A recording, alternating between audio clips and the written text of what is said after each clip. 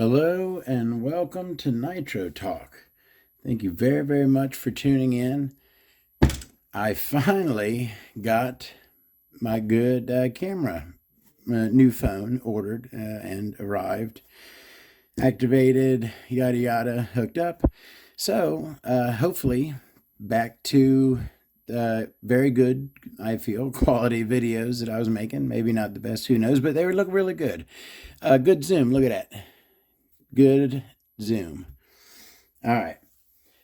Just a real quick video today on my starter box collection. This is my starter box collection, or why I love Ofna starter boxes, because I certainly do. All right. So let's start off this. If you're into, we're doing starter boxes, yet another thing that is most certainly related to Nitro, the Nitro side of the hobby. If that's what you're into, I'd love to like and subscribe. Thank you very much. So this is my current box. Notice those super sweet purple pads right there, grip pads. Very, very nice. I use a 4S LiPo on my starter box. And I had originally planned to mount the battery inside of it and kind of just stuck it through here just for a temporary thing. But that's been crap, probably over a year ago. With balancing, it's just a hassle to remove the battery in and out of the box to do the balancing, which you got to balance a LiPo. It's easier for me to just leave it just like that. When I go to start the car, I just throw the battery on it, bloopity bloop, start it up, and then I'm done. I was, for the longest time, I was a gel cell guy, okay? I was a 12-volt gel cell. I had them in all my starter boxes. Not that I dislike the gel cell, but you kind of go through them. A starter box is hard on a gel cell. They would last me about a year and a half is about the most I could get out of a gel cell. And lead acid, a sealed lead acid, SLA battery. I call it a gel cell, 12-volt SLA, I guess is the more common term for it, sealed lead acid. Is it sealed? Is it SLA? Now I'm going to question myself, of course. I do have one right here, so I can grab and we can take a look. See, it is a non-spillable battery. Sealed lead acid. Yeah, SLA, sealed lead acid. There you go. Anyways, that's the battery type that I used to use all the time, and not against. I actually, here's my kit bag here. I always keep one right here, fully charged in my pit bag, to where if, some reason I forget to charge that, or, something happens, I always like to have a backup for my backup. So this is not only, I can use this to start my cars with my box. I could plug a charger into here, anything. This is basically a portable 12-volt power supply is what I use that for. Anyways, do we need to open this thing up? Nothing special in here. So as you can see, this thing is pretty beat up. Now, real quick, before I forget, I do not use pegs on my box. I have different vehicles that I start. I've always found it's easier just to line them up as I do them. But I do have, if you see these two little pieces of Velcro there and there, I put those there to help my pit man during races, so he can line the chassis up, butt the chassis right up against those two pieces of Velcro, and it's lined up and it will start. So I put those on there for him. Oh, I do need to lift this up to show you one thing. And this, I could probably use some new ones for this because these are kind of beat. Again, this box has been it's been used for at least a year and a half, probably. But the way I do my boxes, I have a few of this exact box. Okay, this is my favorite box here, the Ofna Q-World. Right, it says Q-World right there. I refer to this as the Ofna Q-World starter box. I have a few of these, as you'll see. I'll show them to you here momentarily.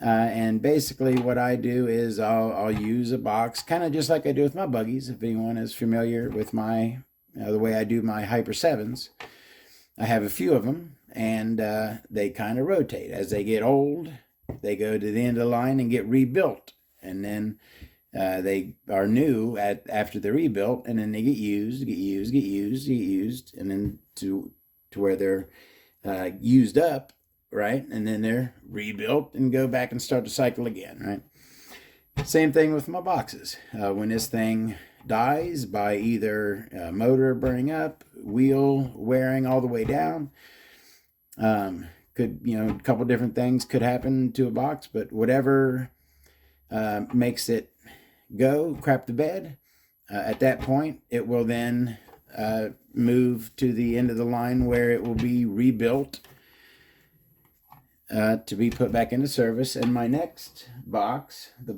my on deck box, the box that was rebuilt last, this was my box that I used before this box. It was used up, cached, however. So then it was rebuilt, and it is awaiting service for whenever this one dies. I'll take off my pads and put them on here. But this is next in line. This is freshly rebuilt and ready to go. So anyways, all right. The thing I wanted to show you on here, and as you can see, these are kind of beat because this box is kind of beat, but they're brand new on here. You see, these are just, I use these a lot. These are a great item, not really specifically a nitro thing, but tons of uses.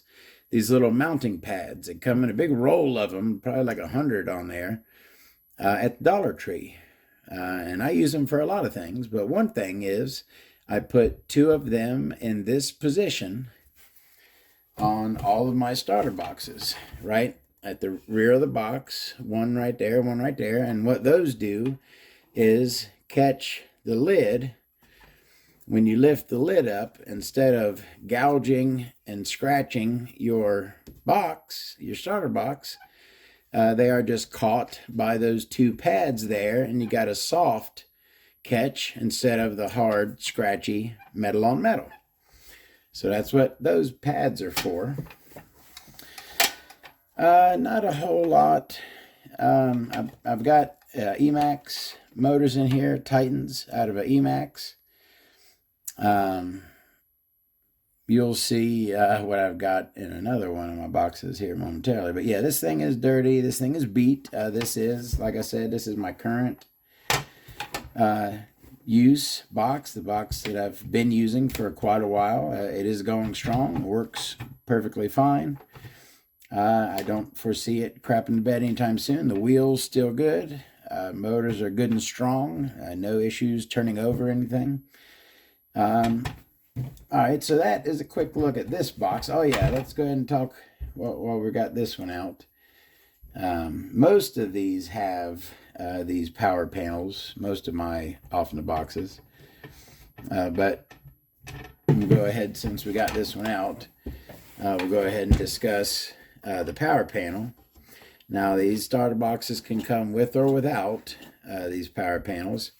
It connects to, now in this, your main use of this panel is going to be when you have that gel cell in it, right? When you have a 12-volt battery that's mounted inside the box, it's when I mostly use this panel, right? So then, when I have a battery mounted inside, I use these to charge it, right? I plug my charger directly into here. This is a direct 12-volt directly to the battery when you have the battery hooked up inside. These two ports go directly to it. So I charge with that. I'll use this button here. It'll give me, this is the power display. It'll tell me how much juice is left in my SLA battery. Over here, we have glow plug leads. And those are for a standalone glow plug with banana plugs on it that you use from the box. Now, important lesson, I did mess this up. The very first Ofna box I got back when, I don't even think I had a bump start car then. But I think I was using, I had that box and a glow igniter that plugged into, right, a power panel here. Now, and I have an Ofna branded, right, glow plug lead, and it has yellow plugs to kind of let you know that, hey, they go right here.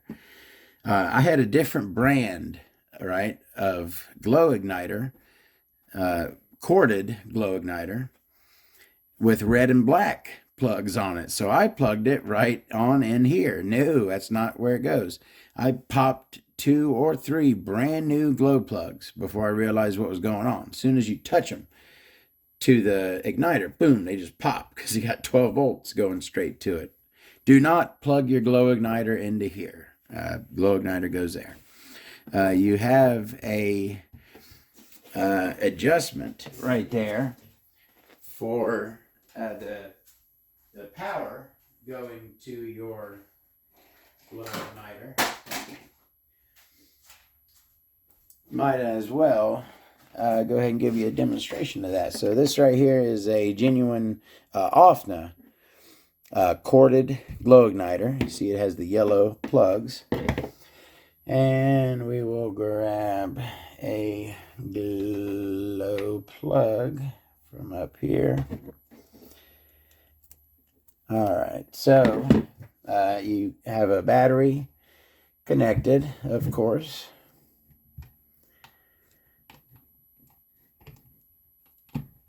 And as you can see, once you have a battery connected, you can hit your power there, and it tells you that you're fully charged.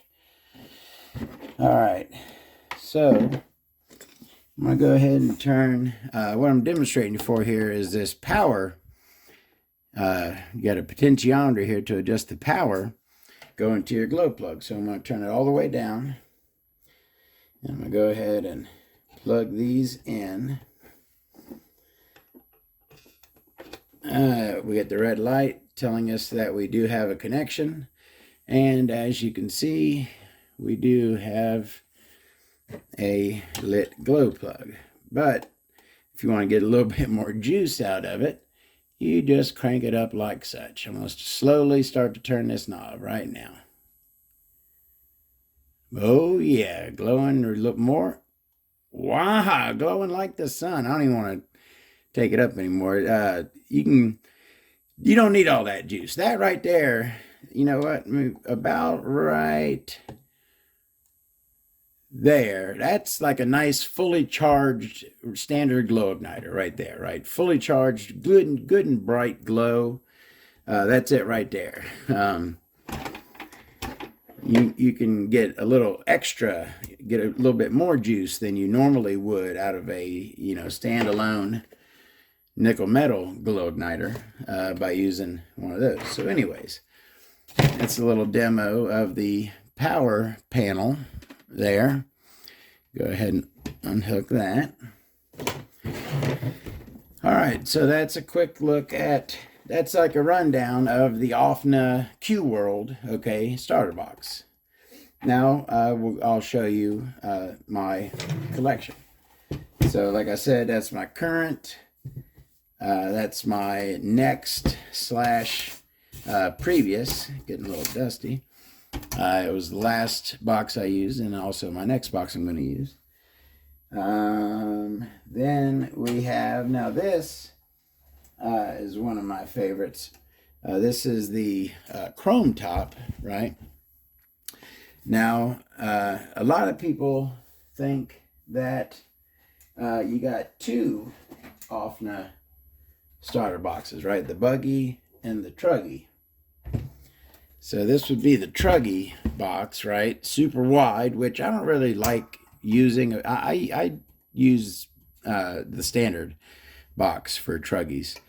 I don't really like using these extra wide boxes. But so that's a chrome top truggy box, right? That is the chrome top. I'm going to line up this edge over here, right?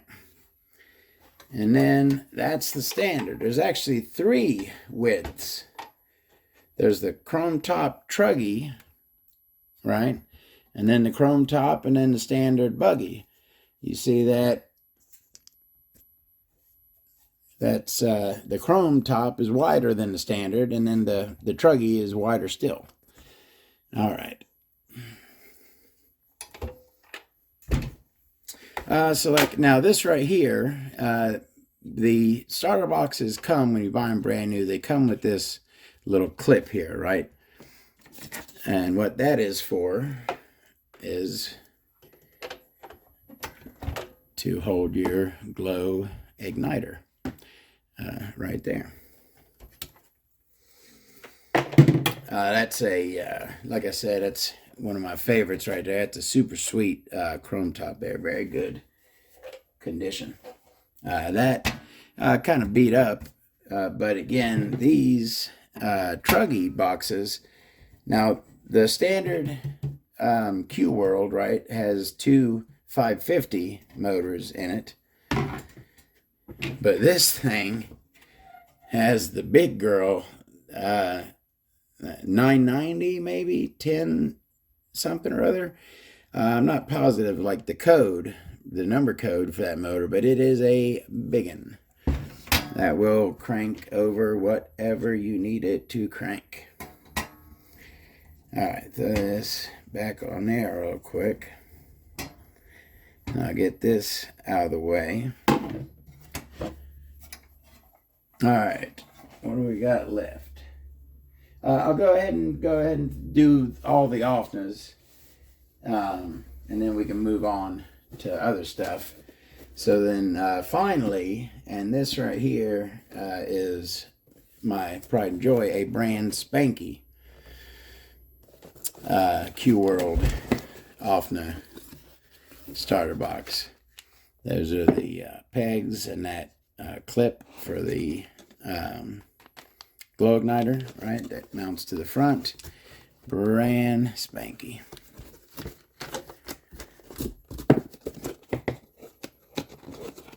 All right, so those are my Ofnas, my favorites, the ones I love. The bomb diggy as far as starter boxes go, in my opinion. All right, what else do we have here? This is an associated starter box. I believe I got this with an RC10 GT. This box looks like it's set up to be powered from the plugs right there. Goes straight to the plugs. And this thing can be set up with the wheel in any of these 3 positions. I believe this is the RC10 GT position. I'm not positive, but you could do it, on-road cars, 8th scale, 10th scale. Pretty configurable. That one is that associated starter box. And then, last but not least, and I talked about this one before. These are getting pretty tough to find.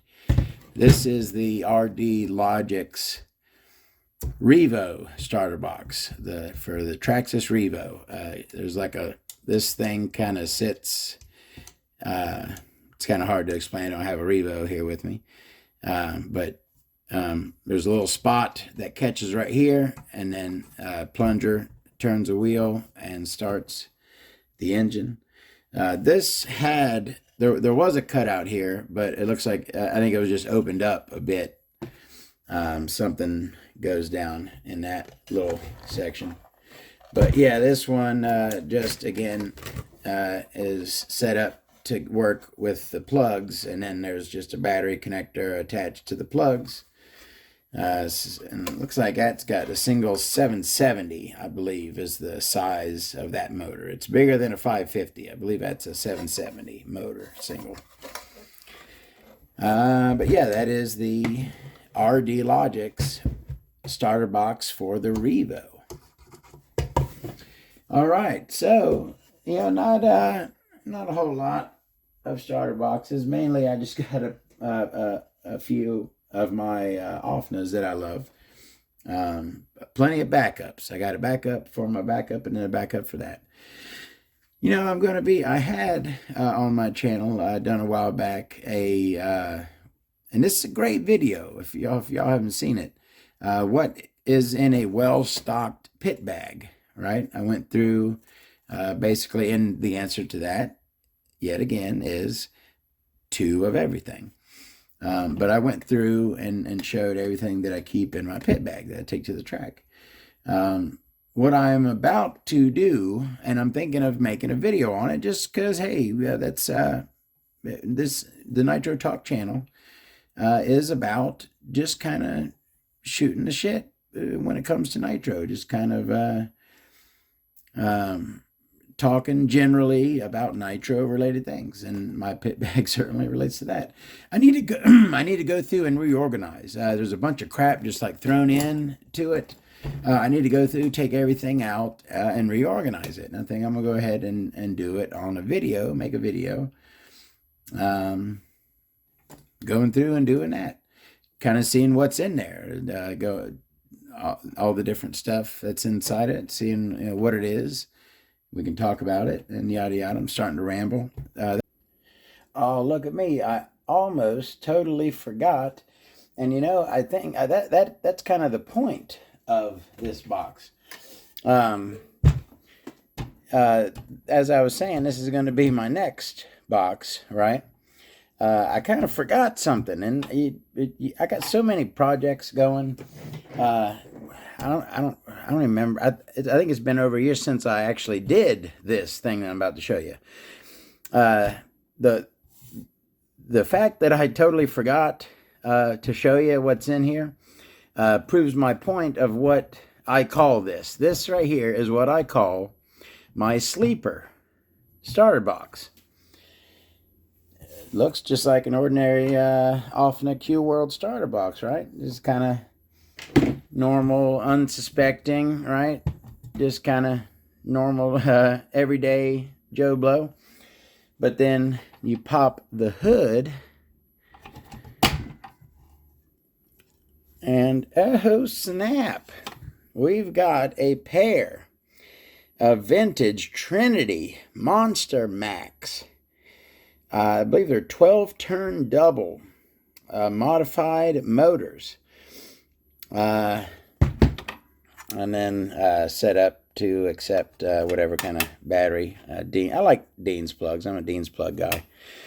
But anyways, yeah, I totally forgot. And of course, those motors are soldered.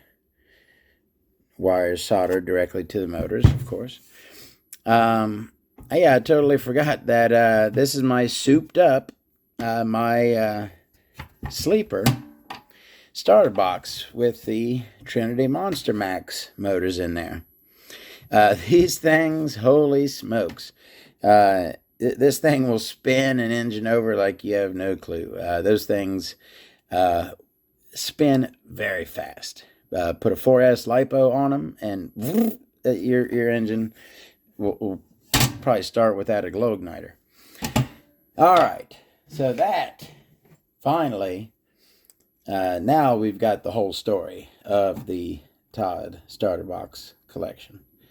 What do you think of that idea there? The old, should I put some big flames on the side to kind of let people know that it's got souped up motors in it? Or just kind of leave it unassuming? The sleeper starter box. I don't know. Just kind of an idea I got.